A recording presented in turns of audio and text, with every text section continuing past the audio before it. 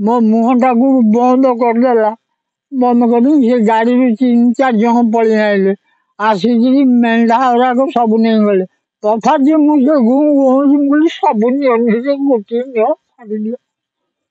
ଭାଇଲା ଗୋଟେ ଏଇଠି ଗୋଟେ ଖୋବି ଦେଲା, ଗୋଟେ ଏଇଟା କଣା ହେଇଯାଇଛି। ମୁଁ ଆସେ କାମଛଣ୍ଡେଇକିରି ଘରକୁ, ମେଣ୍ଢା ଏଇଠି ରୁହନ୍ତି। ଦିଆସିଲି ଖୋଳ ମାରିକିରି ନଗେଇଛି। ସେ ଆଉ ଶବ୍ଦ ଗୋଟେ ହେଲା, ଗାଡ଼ିଟା ସିଆଡ଼ୁ ଆସିଲା। ଏ ପୁଅ ଯୋଉଠି ଛିଡ଼ା ହେଇନ୍ତି ଗାଡ଼ିଟା ସେଇଠି ରଖିଛନ୍ତି। ସେ 5-6 ଜଣ ସିଏ କୋଉଥିରେ ଆସିଥିଲେ ଗାଡ଼ିରେ କାରେ ନା ଗୋଟେ ଗାଡ଼ି, ଗୋଟେ କଳା ଗାଡ଼ିଟା ଆଉ କାର ଠୁ ଟିକେ ବଡ଼ ଆଉ। ୟାକୁ ସେଇଠୁ ଭିଡ଼ିକିରି ବାହାର କରିକିରି ସେଇଠୁ ମୋବାଇଲ ଟର୍ଚ୍ଚ 2 ଜଣ ଯାକ ମାରିଲେ। ମୁଁ ବସିଛି, ଆମର ସେ ଆଲୁଅଟା ପଇଲା ଏଇଠିକି। ସେ ଆଲୁଅ ପଡ଼ିଆ ଭିତରେ ମୁଁ ତାଙ୍କୁ କହିଲି, ମୁଁ କହିଲି ଆରେ ବାପା ଆଲୁଅ କିଏ ମାରୁଛି?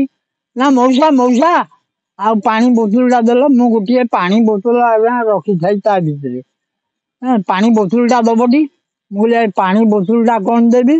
ତାପରେ ମୁଁ ଆଉ ତ କିଛି ଆଉ କହିପାରିଲିନି। ମୁଁ କହିଲି ପାଣି ବୋତଲ ନାହିଁ। ନାହିଁ, ଦିଅ ଗାଡ଼ିଟା ଆମର ଖରାପ ହେଇଯାଇଛି ଆଉ। ୟା କହିକି ମୁଁ କହିଲି କ'ଣ ଗାଡ଼ିଟା ଖରାପ ହେଇଛି?